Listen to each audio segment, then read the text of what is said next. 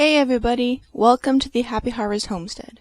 So, you know how I have this rabbit named Acrobat, and that she is notorious for escaping?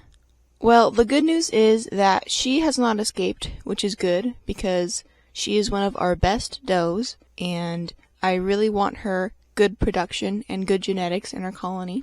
But because she's such a good doe, I have kept her around despite her proclivity for getting out. So she's had a chance to pass on all of her genetics to her babies, which for the most part is good. Her good mothering instincts have been passed on, her good milk production has been passed on, her fast growing has been passed on, but also her escapiness has been passed on to some of her babies. Thankfully, her 4 older daughters, who are now moms in the colony too, have not inherited her escaping nature, so that has made me very happy. But those aren't her only babies we have right now, because she had a lot of younger litters too that have grown up from babies into grow-outs who I am fattening up to butcher. But one baby in particular has inherited Acrobat's escaping nature. And more specifically, her very unable to be caught nature. Over my years of raising rabbits, I have had escaped bunnies quite often, and I still do. You know, a door will be left open on accident, or some piece of wire will come loose, and they escape.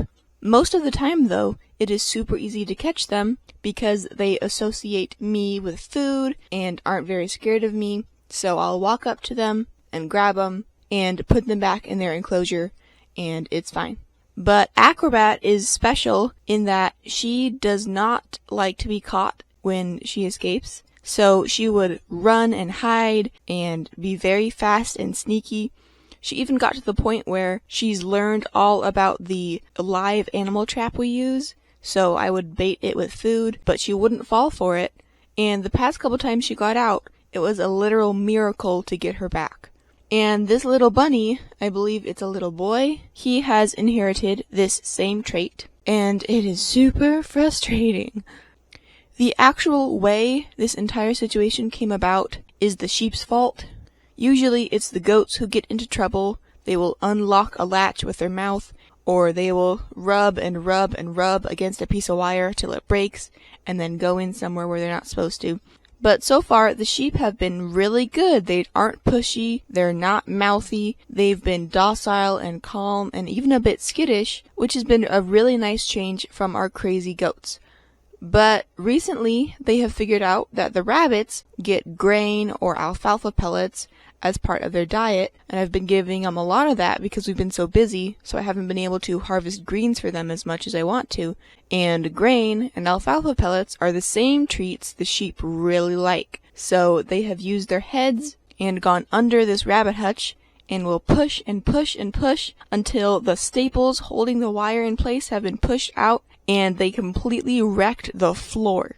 And a little corner had popped up, so I had restapled everything really good, so everything was doubly reinforced, but then they pushed and pushed and pushed, and they have ripped up like a whole half of this entire hutch. And this all happened on a very busy morning, and there were about 6 or 7 rabbits who had escaped. This was the boy hutch, where we kept all our young grow-out boys. So real quick, we caught as many as we could and stuck them in with the girls. Because we have so many little babies, and about half are girls, half are boys, I just separated them by gender, but they are still young enough that they can live together, even though it's a bit crowded, so they're okay for now. And I'm gonna have to get really thick staples so we can actually, hopefully this time, fix the problem permanently. But catching all the escaped bunnies was pretty easy. I would walk up to them and grab them and put them back in the cage. 99% of them were super easy to catch, except for this one little baby who has inherited more than I would like from his mom. He is still free. I keep trying to catch him, and several times I almost have him, but he is a fast little bugger, and he has been out for a couple days just roaming around. He will often tease me by coming up and I'll see him from far away, and I'll try to walk towards him and maybe, sneak up on him, but nope, he just darts back into his little safe spots, and oh my gosh, it brings back so many memories of Acrobat. On a certain intellectual level, it's kind of cute and adorable, but like in the real world, more practically, it is so frustrating. But hopefully, someday soon, I can capture him before he either abandons the farm and runs off into the sunset, or gets eaten by a wild animal. We'll just have to see how this goes. Guess what, you guys? I have amazing news!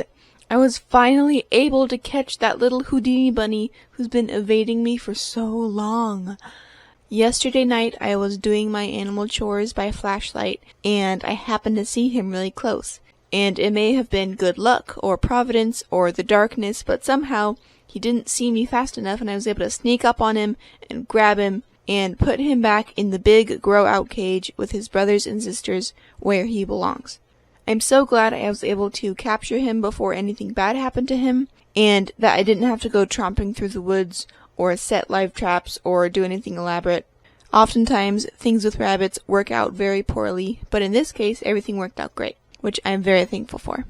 And speaking of thankfulness, thank you for watching this video. I hope you enjoyed it, and that you'll join me for the next one, which I plan to probably post tomorrow. Bye!